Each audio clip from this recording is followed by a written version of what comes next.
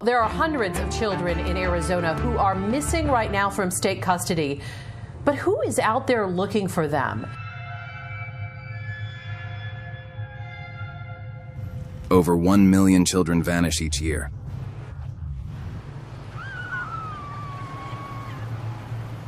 The FBI has found dozens of missing children in Los Angeles. It's all part of what's being called Operation Lost Angels. 83,000 each month.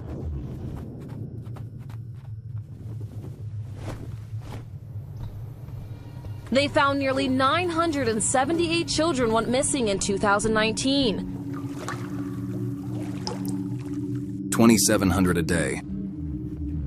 72 missing children across Indiana, Iowa, Ohio, and Georgia in the past several weeks. In the meantime, the Arizona Department of Child Safety says tonight they can't locate 44 children who are supposed to be in their custody. One every 30 seconds. Some in this operation were trafficked, some sexually and or physically abused. This child trafficking thing is real. It has always existed.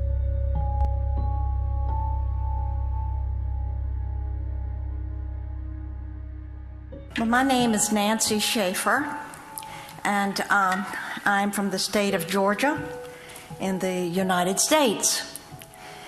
And thank you for your gracious invitation.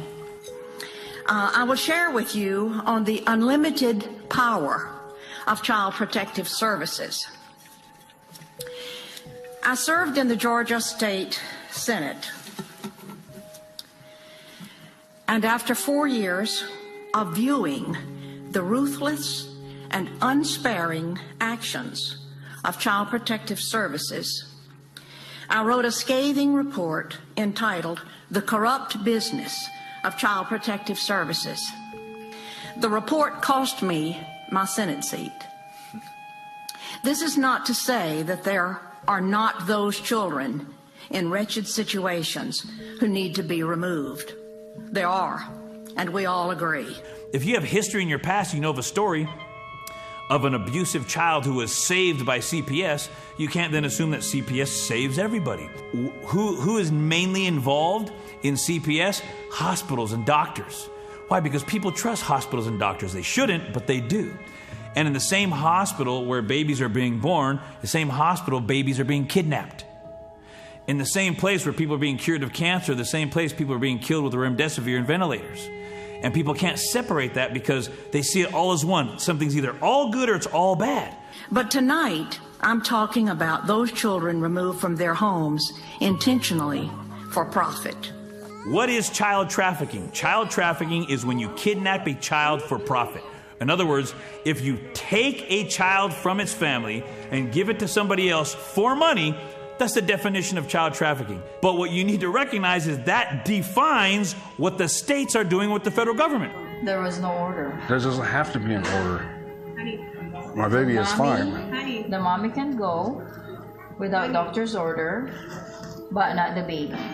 The states are taking children, giving them to somebody else for money that they get from the federal government. That means that all 50 states are involved in government-subsidized child trafficking. It's a ring.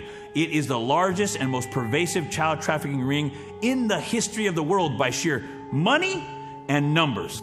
Children are seized unnecessarily from their families due to the federal aid entitled the Adoption and Safe Families Act. It was put into law in 1997 by Bill and Hillary Clinton, and I said it that way on purpose. And it is a law that literally steals money from the Social Security Fund and gives this money to the states in order to incentivize them to kidnap babies. To receive the adoption incentives or bonuses, local CPS must have more children.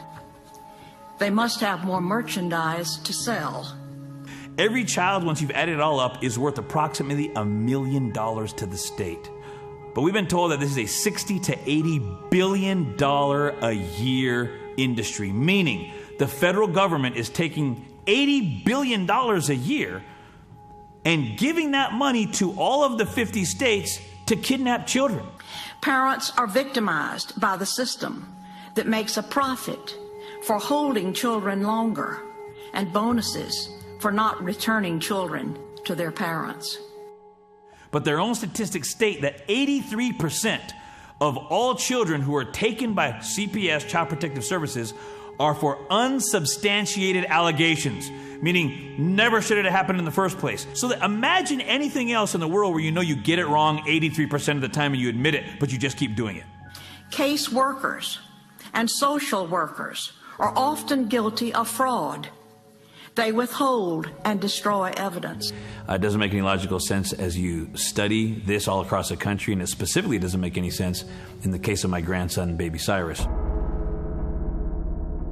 What is this about, sir? So this all started when my son Cyrus was having prolonged vomiting episodes. We had taken him to many different specialists to get checked out. Nobody could seem to find out what the problem was. We had just brought Cyrus back the following week from the hospital, from the ER. He had been discharged and everything. He was doing great. And then that week we had follow-up appointments with our specialists, nurse practitioners and such. That morning, I woke up with a sore throat, and I was going to try to go to that weight check anyways. And my husband was like, you know what, just cancel. It's fine. And so she called in and she asked them if we could cancel the appointment, and she was just going to reschedule for that following Monday. They didn't answer the phone, so she just left them a voicemail. And apparently, 20 minutes after that, they had called CPS and reported us just for that. And I woke up from my nap, and there was a text message from a social worker. My dad told my husband that the law enforcement had showed up at his home looking for my son and looking for us. In the evening, my wife was feeling much better. We went and we had dinner with our friend that had already previously been scheduled. That moment we pulled out, my sister spotted an officer, and she said, oh, look, there's a cop right there. I think he's following us. And when I looked forward, there was a second officer that turned in front of us. And immediately when that happened, I knew, okay, this is not going to be good. The police officer said, you know, hey, I just have a bolo out in your truck, and I need to detain you until Meridian Police come. We got a call from Meridian Police Department detectives, okay, and for whatever reason, they're looking for your truck. And then it was just more and more and more, and pretty soon there was probably 10 to 15 police cars around, 20 different officers or so, right? The detectives came up and they told us, hey, you know, we have a CPS referral for you guys. It looks like you guys missed your appointment this morning. Okay, Levi, do me a favor, step out of the car. I would like to first speak with our attorney. No, I want you to step out of the car. Okay, isn't that my right to speak with Not right now, it's not. Get out of the damn car. Get out of the car. I'm not gonna screw around with you, okay? Get out of the car. Right now. Get back, now. Or you're gonna go to jail. Detained for what? We're not gonna screw with you, you understand? For Come out too. What crime did I commit? No, felony injury to child. Get out of the car. Hey, you can't abuse me. I'm getting out. I'm getting out. Let me get out. Okay. For what reason? For a felony injury to a child. Okay? And I knew what was going to happen at this point, but I didn't want to accept it. The officers come around to my side.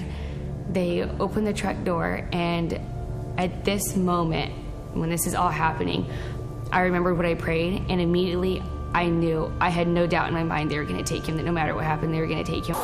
Give me the baby, okay? I can't. Can you please help me right now? You understand? I'm a desperate mom right now. We know. I really need your help right now. Talk to her. We'll give you that opportunity, okay? But we're going to take him to the hospital. And if you want to go, you can come along. Can I ride with him? Yes, you can. The mom's not getting practice after all. Oh, then take her away from you and get in there. She can go right away. Yeah, we are. Yeah. Well, no, we don't want her to know where hospital we're going. No. The fear that I had at that moment was like absolutely paralyzing. I'm so scared. I don't think there were many things I wouldn't have done to keep him.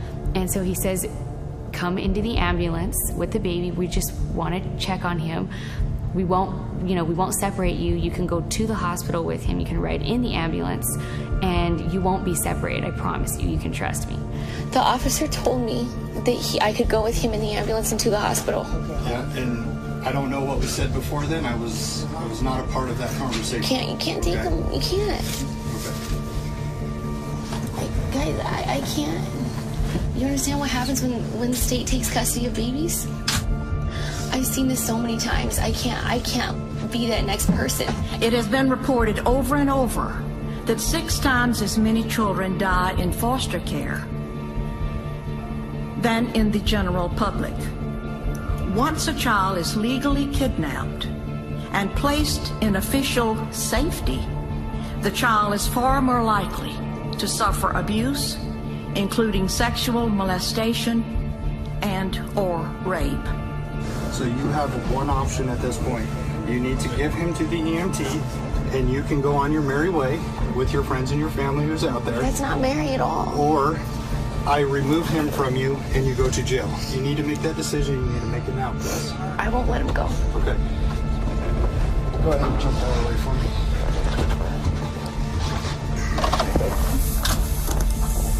Okay, please let him go so he does not get hurt, okay?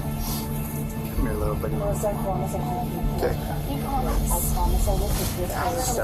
I let him go. No, she's going to jail. Okay. I just said I couldn't, but I let him go. Oh. Put your hands on your back, okay? And he had his hands over the EMT's shoulder, like reaching out for me. They closed the ambulance door. That was the last thing I saw.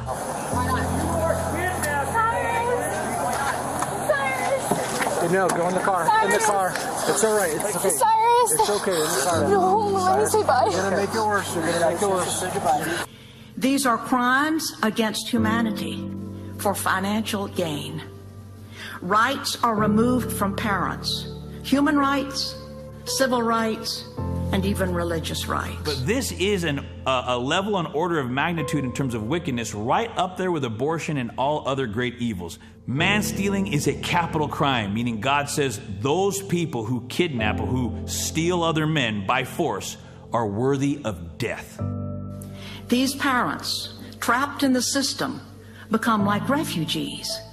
They're dazed and glazed and have no one of whom to turn. They do not know what to do, and the loss of their children is devastating. In the middle of us being good parents, desperately trying to take care of him, now the government's just going to step in and say, okay, you're criminals, and we're taking your child from you. After having worked in this arena for several years, I do not believe that a single child comes out whole after having been in this system. And it is a growing criminal political phenomenon spreading around the globe. This is a spiritual battle. This is not new. This goes back thousands of years. I would say this literally goes back to the very beginning